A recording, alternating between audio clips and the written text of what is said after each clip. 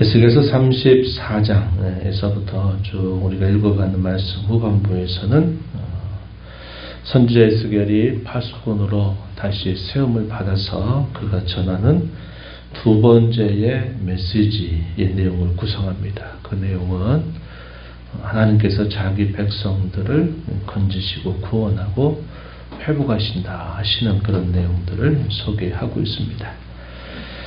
이렇게 두 번째 파수꾼으로 세워지기 직전에 그 상황은 이미도 유다 나라는 패망을 당한 상태가 됐고 이미 포로로 끌려왔던 포로민들 외에 유다에 남아있는 대부분의 사람들이 함께 바빌론으로 결국 쫓겨나게 되는 상황에 있을 때 하나님께서 또다시 에스겔을 통해서 이후에 하나님이 하실 일들이 무엇인가를 계속적으로 예언을 통해서 말씀해 주고 있습니다.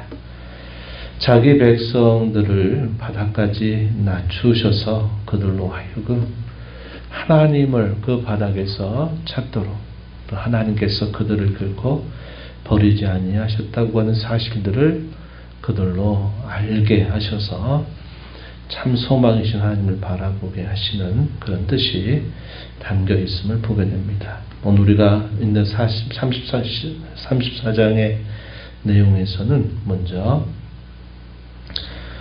당시에 이스라엘의 거짓된 지도자들, 이 지도자들에 대해서 책망하는 메시지를 전달합니다. 그리고 그들을 거짓된 목자에 비유합니다. 그리고 그 거짓 목자에 의해서 양들이 어떤 상태에 이르게 되었는가 하는 것들을 상기시켜 주면서 하나님께서 참 목자가 되셔서 그들을 다시 찾고 그들을 다시 모아내고 그들을 다시 좋은 것으로 인도해서 그들을 먹으실 것이다 하는 사실을 오늘 말씀을 통해서 이야기해 주고 있습니다. 목자와 이 양이라고 하는 비유를 통해서 하나님과 자기 백성의 관계를 다시 확인시켜 주는 내용들이 소개가 됩니다. 우리가 아는 바와 같이 예수님께서도 요한복음 10장에 가서 보면 예수님이 내가 선한 목자다.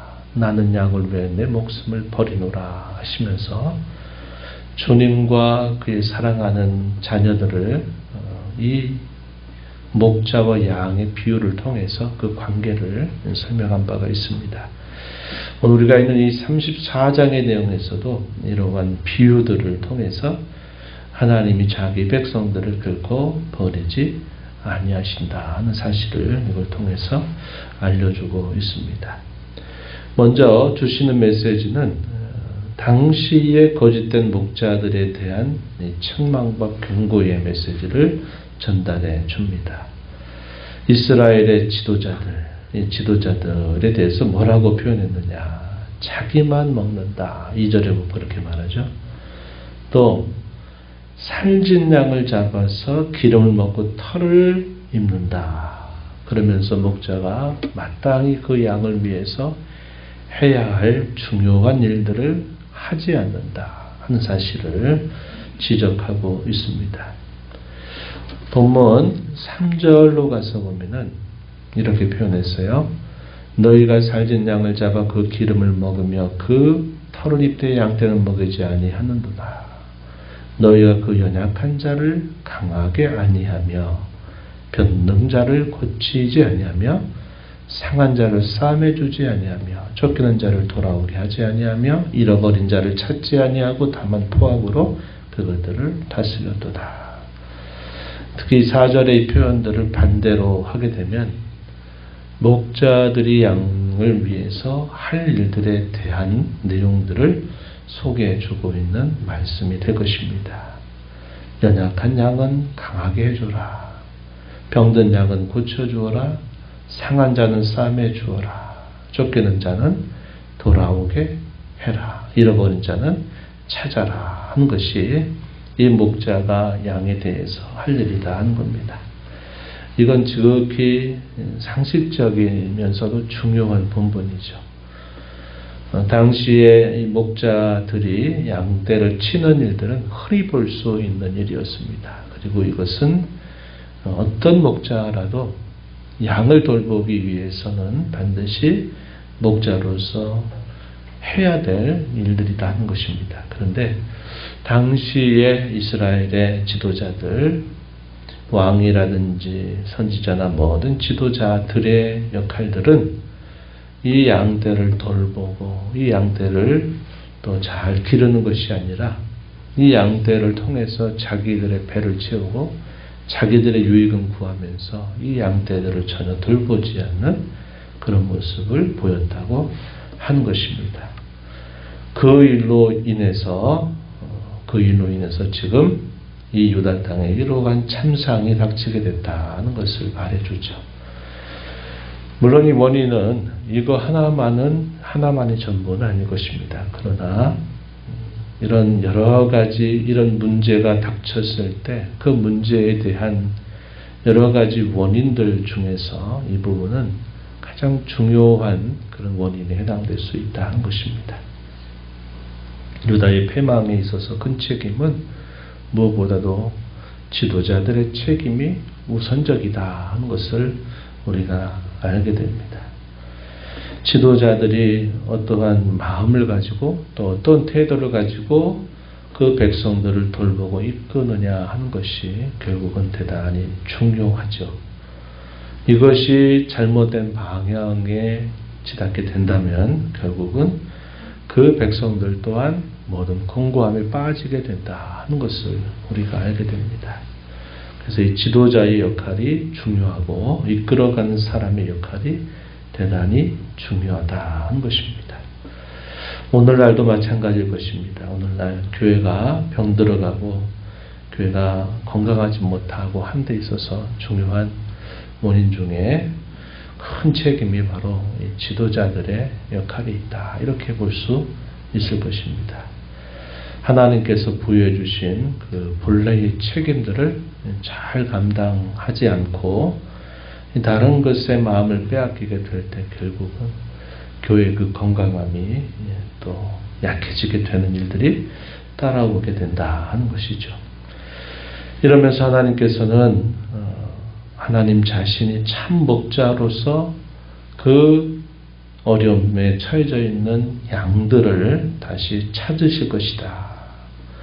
만민 가운데서 그들을 다시 모을 것이고 그들을 데리고 갈 것이고 그들에게 다시 좋은 꼴을 먹이고 그들을 안전한 곳에 두시겠다. 이렇게 말씀을 해 주십니다.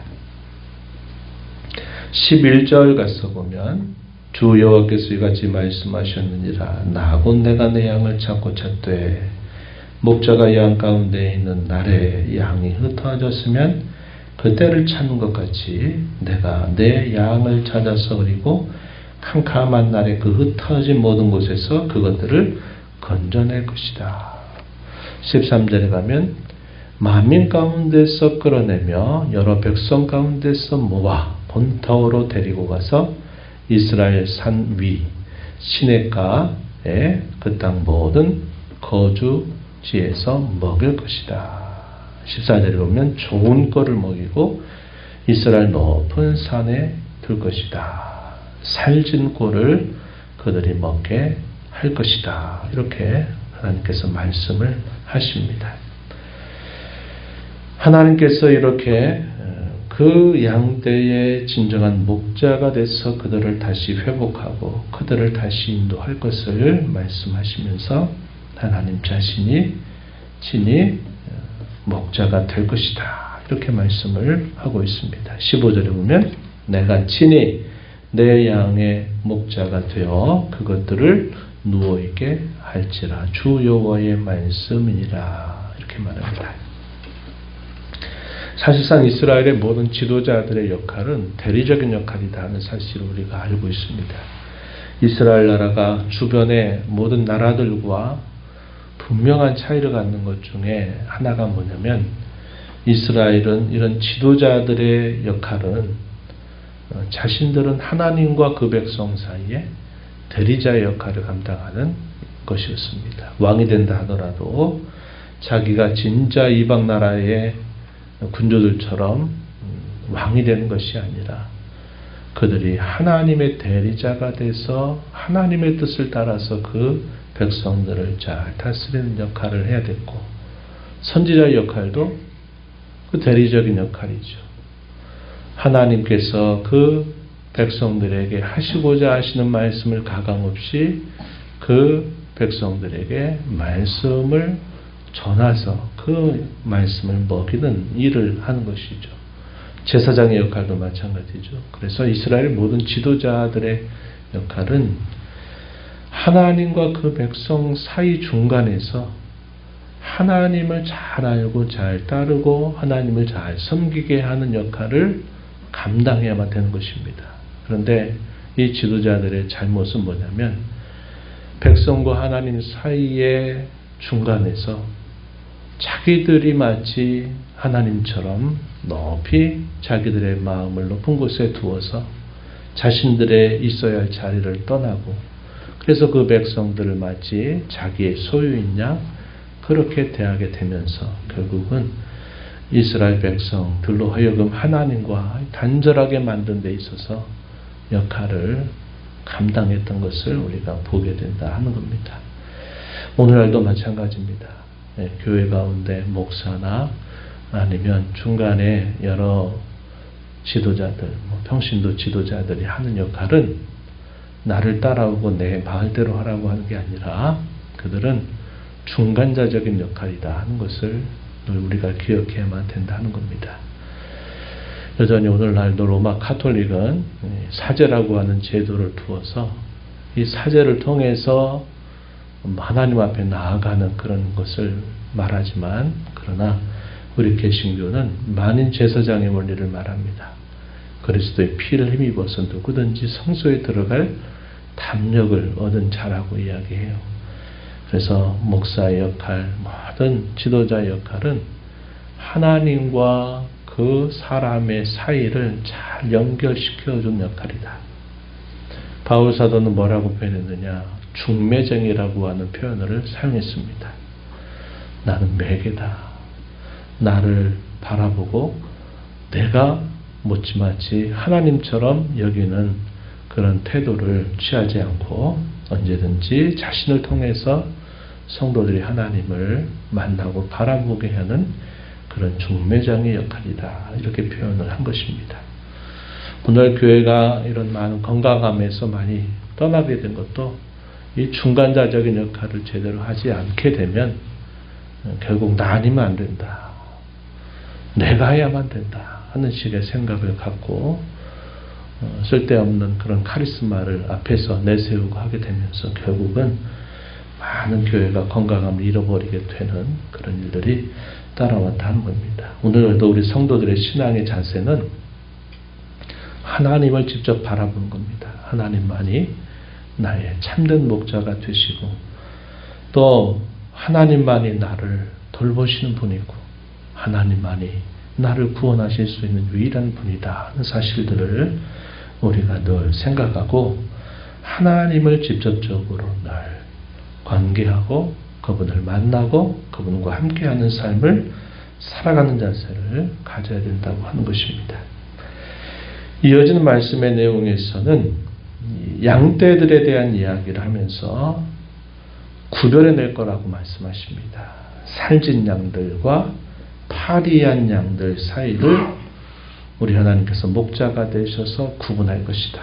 살진 양은 거짓된 양들을 표현하는 상징적인 의미고요. 파리한 양들은 참된 양을 표현하고 있습니다. 이 살진 양들이 파리한 양들을 아주 더 처참하게 만드는 그런 일들이 있었다는 사실들, 하나님의 백성이라고 하는 이름을 가지고 있지만 명목상 그 이름만 가지고 있을 뿐, 혈통적으로 그 이름만 가지고 있을 뿐, 참 이스라엘이 아닌 자들이 참 이스라엘을 괴롭히고 또 더 힘들게 하는 일들이 있었다 하는 겁니다. 그러한 무리들을 참 목자가 되셔서 구분해 내실 것을 말씀하시고 그 파리한 양들을 다시 먹이고 그들을 다시 그들을 기르실 것을 말씀하고 그들과 더불어서 화평의 언약을 맺겠다 이렇게 말씀합니다. 다윗을 목자로 표현했어요. 이 다윗은 실제적인 다윗이 아니라 메시아를 상징하는 인물로 묘사되고 있는 다윗이라는 겁니다. 하나님께서는 그가 보내신 메시아를 통해서 이러한 일들을 하나님이 이루실 것을 약속하고 계시다는 겁니다. 그래서 이 선지자의 예언은 궁극적으로 말세를 향하는데 그 말세의 시작에서 가장 중요한 중심은 하나님께서 친히 훗날에 메시아를 보내실 것이다 하는 사실이고 그 메시아를 통해서 진정한 구원과 회복과 또 평안과 윤택해 되는 역사가 있게 될 것을 예언해 주고 있다 하는 것입니다. 그래서 오늘 우리가 이 34장에서도 궁극적으로는 이 메시아에 대한 예언이 이제 소개가 되고 있다 하는 것이고 이 후반 전체에 있어서 이 메시지의 핵심이 바로 이 메시아에 대한 예언을 해주고 있다 하는 것을 우리가 확인하게 될 것입니다. 이러한 약속의 말씀을 읽는 저와 여러분이 볼 때는 이미도 역사 속에서 1차적으로는 바벨론 포로로 있었던 이들이 하나님의 기적적인 역사로 다시 예루살렘으로 돌아가게 된 일이고 또 훗날에 하나님께서 친히 메시아 그리스도를 보내서 결국 이러한 일들을 친히 이루심으로써 구원을 준비하시고 성취하신 일이고 오늘 저와 여러분이 살고 있는 이 시점에서는 완전한 성취를 우리가 다시 오실 주님을 바라보면서 오늘을 살아가고 있다는 것을 우리가 보게 됩니다. 그래서 우리는 이러한 역사 속에서 예언했던 이 말씀이 실현됐던 그 내용들을 바탕으로 다시 오실 주께서 우리에게 가져다 주실 온전한 구원을 바라보면서 오늘을 살고 우리의 진정한 목자 되신 주님의 인도만을 따르기를 소원하고 목자가 어디로 인도하시는지 그 목자의 음성을 듣는 양으로서 그분을 따라가는 일에 집중하며 살아야 된다는 것을 배우게 됩니다. 이런 교훈을 마음에 새기면서 오늘도 우리의 참목자이신 주님의 인도를 따라 살아가는 저와 여러분이 되기를 바랍니다.